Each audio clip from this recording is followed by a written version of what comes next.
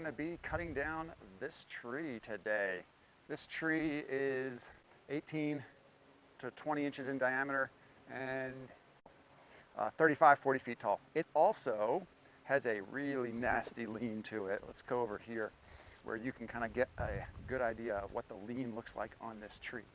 So if we were to just cut that tree down right now, it would demolish the trampoline as well as take out a number of these other trees over here that I am not in any kind of desire to have knocked down. I'm going to start by going up there, throw a rope over, so I'm going to have to climb it with a rope, which isn't the best thing, but I don't do this for a living. I do this on the weekends for fun, and I happen to have a harness with ropes, and I do not have a flip line with spikes. So that's how I'm going to do it. Let's get started. How many chances this is going to take me?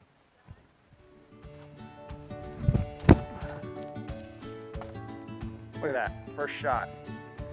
Okay, we got the rope over branch where I wanted it, just by throwing this rock over it. That's fine. I'm gonna switch out ropes. This one is not, I'm not gonna put my life into this rope, on this rope. I will put my life on this 11mm static rope though. This should not be going anywhere. The goal here is just to get it looped over there. It might end up being a little, not quite as long as I'd like, but I can probably work with it the way it is. So get a figure 8 tied in the end of this. Figure 8 is this level, just a overhand knot with an extra twist in it. Figure 8s are easier to get out of ropes than an overhand knot that has a tendency to tighten up. It's been a while since I tied 11mm rope. Goal is to get this up there to clean up that knot. There we go. I want to go over this side. So this is just a knot to get the rope over. It just has to hold and not get hung up too badly on anything. There we go. Okay.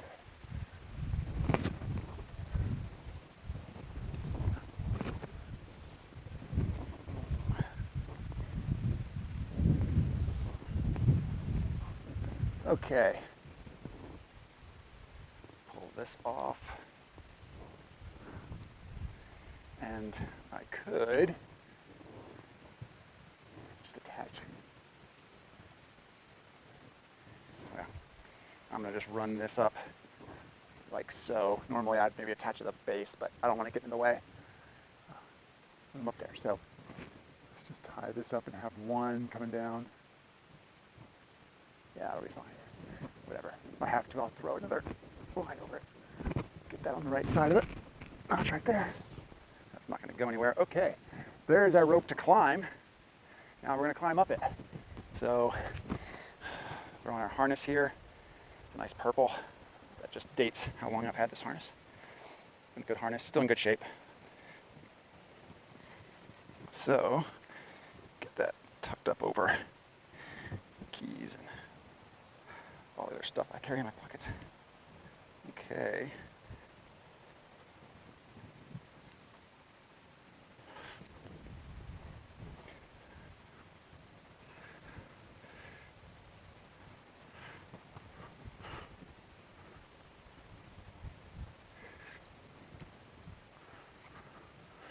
Get that, double back. Always double up on your clip or on your loop on the belt. Okay. And we are going to just use ascenders. I will show you briefly here. We could use what I used to use when I was young and poor. I used to use just a Prusik instead of a fancy ascenders. So we used to call them Prusiks. For all I know, if I'm wrong, someone can correct me. But basically you take a narrower gauge rope. This is probably, if I had to guess without remembering exactly what it is, probably about 5mm rope. About 5mm rope. This is an 11mm static line. So if you wrap this through, wrap it around about like so, and then you're going to end up doing it twice. Twice is usually sufficient. Let's get that knot in the middle as opposed to the bottom. So wrap that around and then bring it down through the end. So basically you're just wrapping it around the rope a couple times and then down through so it sits there like that. And then the idea is that right there will hold your weight, and then you can move up the rope just like you would with an ascender. So like that would easily hold my weight, and then as I need to, I just move it up. And then I move up the other one just like you would a typical ascender, but it's a much cheaper ascender. So that's what I used to use when I first started climbing when I was a very poor teenager. We just made a couple of these things, and then we could go up a rope if we wanted to, which we did when we would, like, say, swing a bridge or swing from trees and needed to go back up them for some reason, or needed to just traverse or something like that. But today I will be using a real typical ascender like this. Got a basic figure 8. That's what we're gonna come down with. Helps to have that when you're up there. I could figure out a different way to come down, but ascenders don't work real well for descending. They work well for ascending. So with that, get set up here and we'll go up the tree. Give this a shot.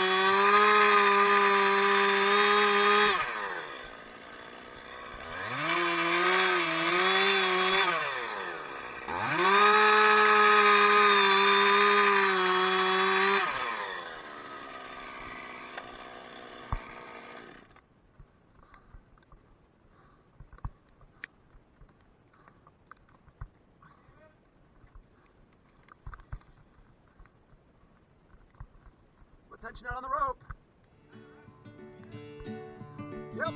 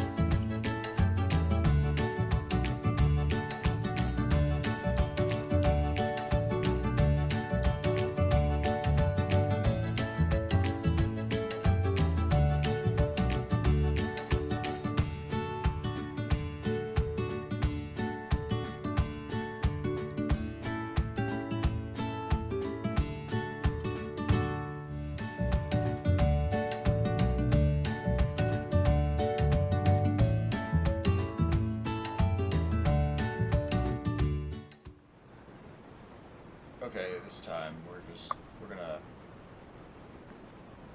just do 2 branches. So wrap around this one, over, enough slack in it here, and run around the back of this tree.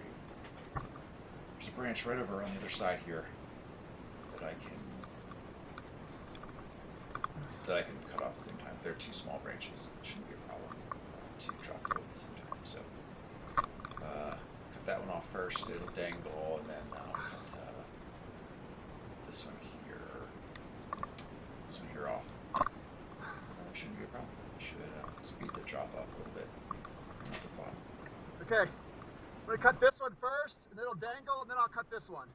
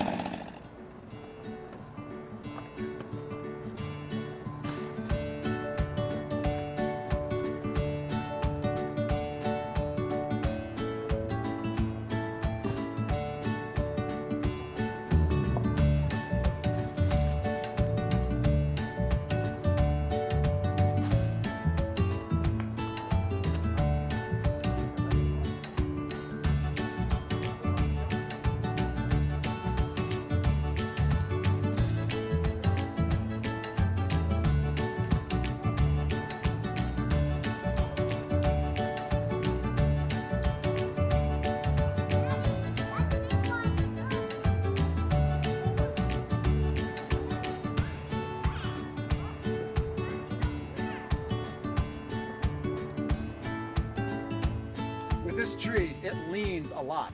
So you can see about how much it leans. So it's gonna fall that direction when we cut it. So we're gonna put our notch in probably about right here, right there. This is our hinge wood right here that we're not going to cut away. And then we're gonna come in from the back side over here, right to about the edge of that hinge wood. That will then, the whole tree will hinge on that and fall down. However, because this is a leaner, we're actually gonna plunge cut right here and go out the back so that we don't have too big a piece of hinge. If it's too big a piece of hinge and the tree falls too quickly, it can split up the tree, and then this whole back side of the tree goes like this and hits whatever's behind it with all the weight of the tree, which is not what you want to have happen. So that's how we're gonna do this, and we'll see how it turns out.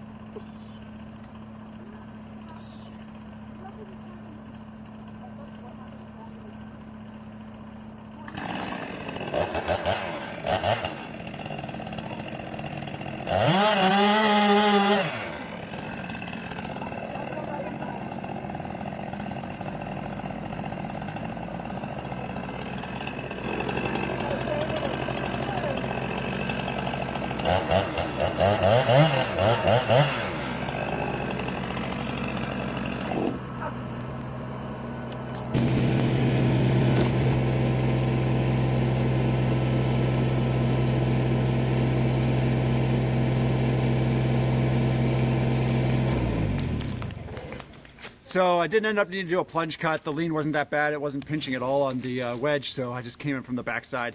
There also wasn't a lot of wood there to work with, so I decided to just come in straight from the backside. The hinge was a little bit smaller than I would like, but we had a rope on it to keep it from dropping too fast and tearing up the yard. So it ended up taking a little bit more push to get it to fall, but it came down pretty much right where we wanted.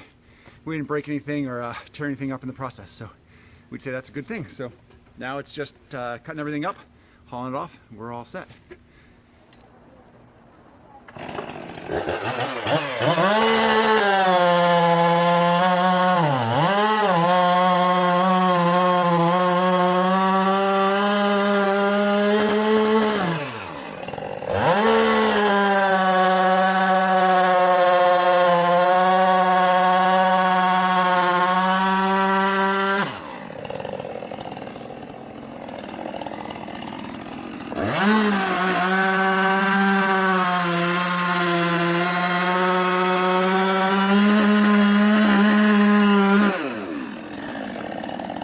Bye.